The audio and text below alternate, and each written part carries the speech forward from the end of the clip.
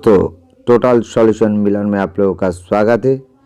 तो दोस्तों आज का वीडियो इन कार की एक कार स्टीरियो के ऊपर, जो कि इसमें कोई भी साउंड नहीं आ रहा है। इसमें पावर शायद आ रहा है, लेकिन इसका दोनों स्पीकर में ही साउंड नहीं आ रहा है। तो ये देखिए पावर का लाइन है और ये जो है ये स्पीकर का लाइन है दोनों। और अभी हम डीसी पावर सप्लाई से इसमें 12 वोल्ट का लाइन देंगे। ये देखिए हमने 12 वोल्ट दे दिया है।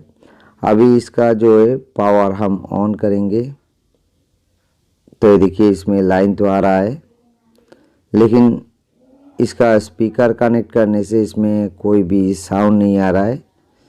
एक स्पीकर में थोड़ा सा खर करके साउंड आ रहा है और दूसरा स्पीकर में कुछ भी साउंड नहीं आ रहा है। तो दोस्तों इसमें होता क्या है, ज़्यादातर आईसी ख़राब हो जाता है। आईसी के वजह से ऐसा प्रॉब्लम आता है। तो हम इसको देखेंगे, दोनों आईसी को रिप्लेस करेंगे।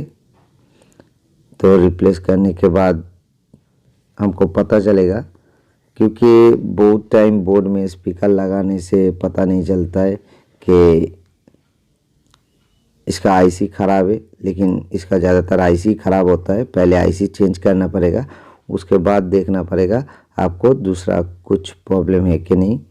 तो इसमें 2 नाट लगा हुआ है पिछले हिस्से में, तो दोनों नाट को हम खोलेंगे। ये देखिए दोनों नाट लगा हुआ है, तो इसको खोल के हम ढक्कन को ओपन कर लेंगे।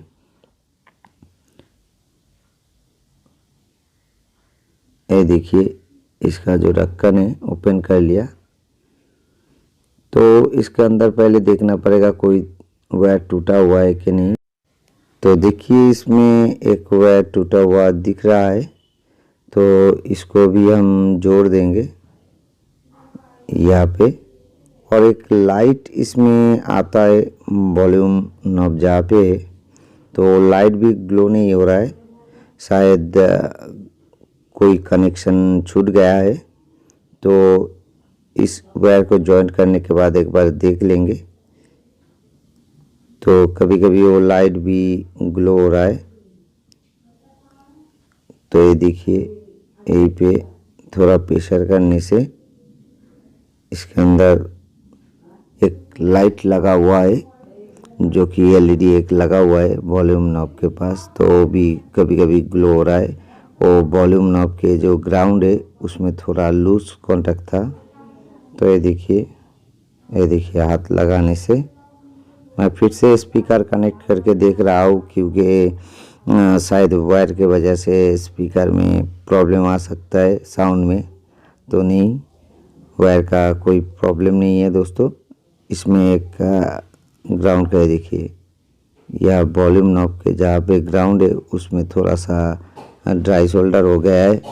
तो इसको भी हम यहाँ पे सोल्ड कर देंगे तो ये सही हो जाएगा। तो ये देखिए थोड़ा हम सोल्डर कर देते हैं इसमें।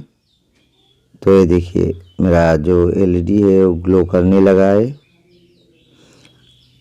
अब इसमें दोस्तों आप स्पीकर का लाइन देखे, वॉल्यूम में अगर ट्विजर से टच करोगे या बोर्ड में किसी भी ऑडियो सेक्शन में आप थोड़ा सा टच करोगे तो उसमें ऑडियो आपको स्पीकर में सुनाई देगा, अगर इसका आईसी सही रहता है तो। लेकिन इसका दोनों आईसी ख़राब है। तो हमने नाट को खोल के इसको ओपन कर लिया है। अभी इसका एक एक करके आईसी को हम खोलेंगे और चेंज कर देंगे। तो ये देखिए इस आईसी को खोलने के लिए डी सोल्डर पंपर जो रहता है दोस्तों, उसी का यूज़ करना चाहिए, उससे बहुत ही आसानी से खुल जाता है। अभी इसमें जो चारों नाट लगा हुआ है, चारों नाट को हम जल्दी से खोल लेंगे। खोलने के बाद जो है आईसी क्लियर हो जाएगा। तो अब थोड़ा सा पेस्ट हम इसमें लगाएंगे और डी सोल्डर जो पंपर है उसके मदद से हम इसका जो सोल्डर को खोल लेंगे तो आईसी बहुत ही आसानी से निकल जाएगा। तो ये देखिए इसका जो शोल्डर था वो हमने खोल लिया है। अभी आईसी बहुत ही आसानी से निकल जाएगा, नहीं तो फॉइल टूटने के चांसेस रहता है।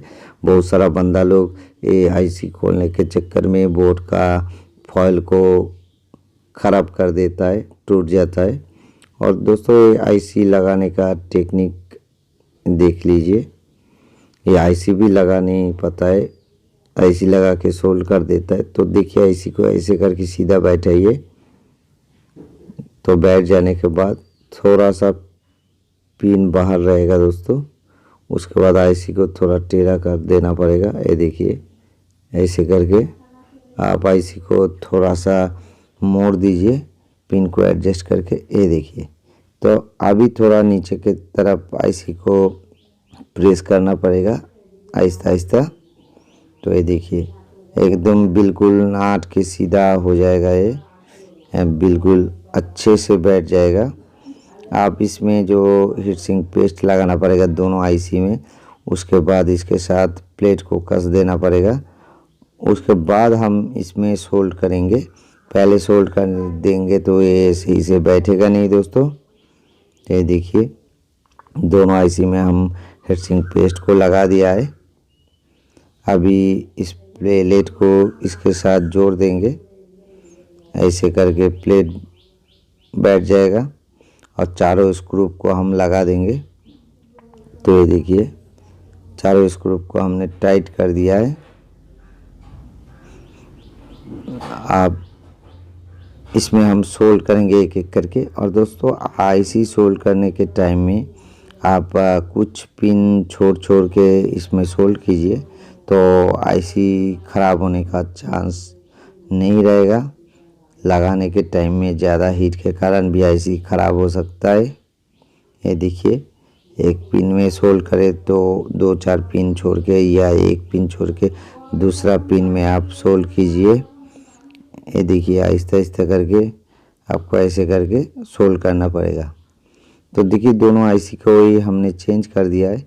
आप थोड़ा हम आईसी को क्लीन कर देंगे रिमूवर से या आईसी थिनर जो भी हो आप यूज़ करते हो उसी से अच्छे से क्लीन कर दीजिए।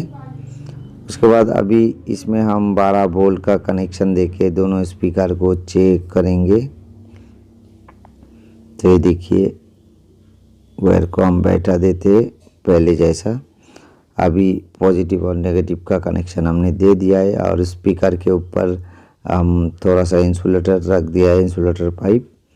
तो ये देखिए अभी इसमें साउंड हम बढ़ाएंगे तो ये देखिए मेरा स्पीकर जो है चलने लगा है। तो एक साइड का स्पीकर चल रहा है, अभी दूसरा साइड का भी हम एक बार चेक कर लेंगे। तो ये देखिए इस वायर को खोल के हम दूसरा स्पीकर को चेक कर लेंगे, दोनों वायर को टच करके। तो ये देखिए मेरा ये भी स्पीकर जो है वो चलने लगा है। ये देखिए।